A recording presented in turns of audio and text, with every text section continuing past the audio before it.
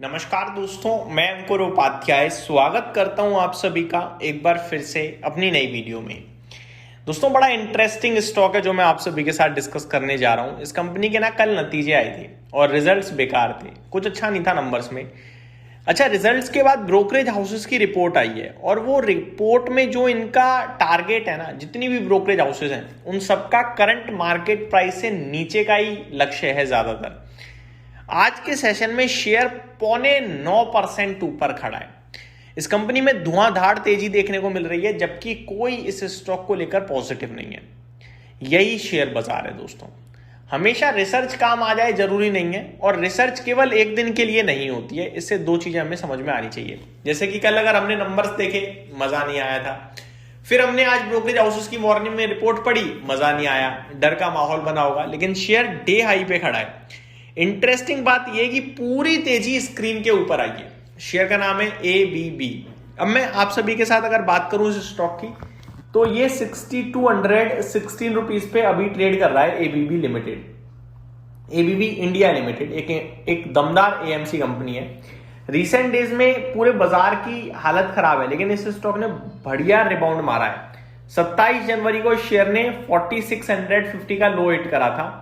आज की डेट में 6200 है, तो 4650 से 6200 रुपए की जर्नी तय कर चुका है विद इन अ मंथ।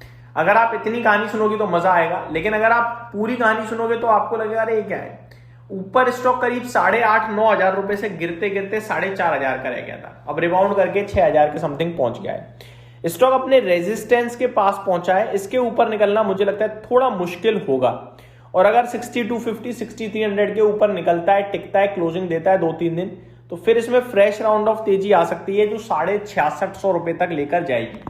मैं एक एक करके आप सभी के साथ डिटेल शेयर करता हूं। सबसे पहले मैं आप सभी के साथ डिस्कस करना चाहूंगा इस कंपनी के नतीजे जो कि कल आए थे। देखो, सब कुछ खराब होने के बावजूद अगर शेयर ऊपर जा रहा है तो कोई तो है पीछे जो स्टॉक को खींच रहा है।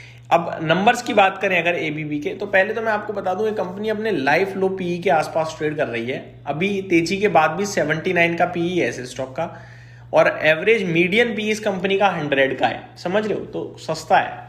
अब मैं आप सभी के साथ डिस्कस करता हूं इस कंपनी के नतीजे।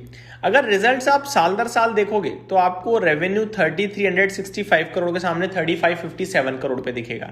हल्की सी बढ़त थी। सिमिलरली EBITDA भी हल्का सा ऊपर आया, लेकिन अगर आप क्वार्टर ऑन क्वार्टर भी रेवेन्यू ऊपर आया था। अगर आप ऑपरेटिंग प्रॉफिट की बात करोगे तो साल दर साल 657 करोड़ के सामने 546 करोड़ पे रह गया, घटकर आया। अगर आप मार्जिन्स की बात करोगे 20% से 15% रह गए, खराब थे। अगर आप अदर इनकम की बात करोगे तो 83 करोड़ के सामने 75 करोड़, ये भी कम थी। अगर आप पैट की बात करोगे 528 करोड़ से 433 करोड़, सब खराब था। उसके बावजूद शेयर ऊपर क्यों?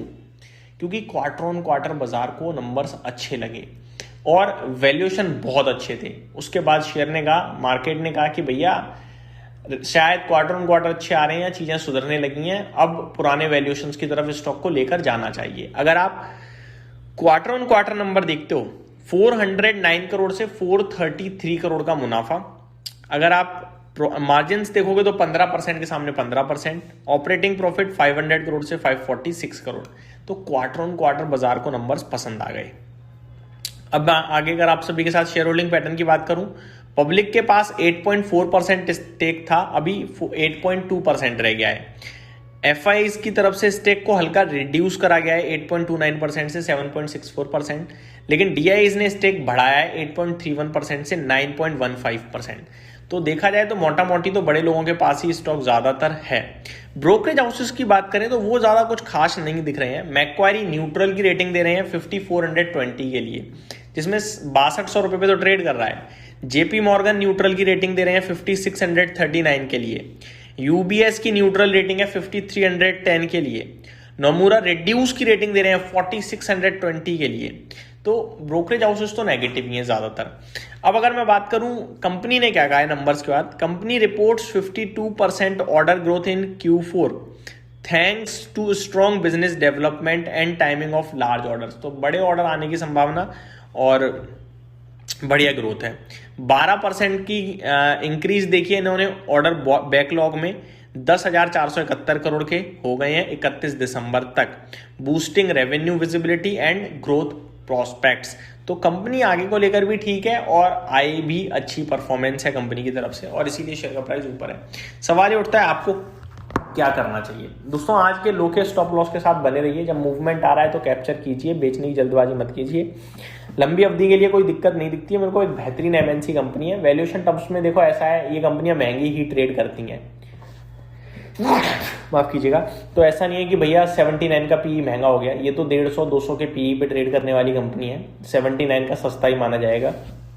बट इनकेस अगर ये लो ब्रेक करता है आज का, जो कि अराउंड 60, आज का लो नहीं है तो पूरे वीक का लो लग रहा है मुझे, हाँ जी आज का लो है 5700 का, तो अगर ये 5700 के नीचे निकलता है तो फिर आप सावधानी बरतिएगा, अदरवाइज मुझे लगता है और ऊपर जाने की संभावना है।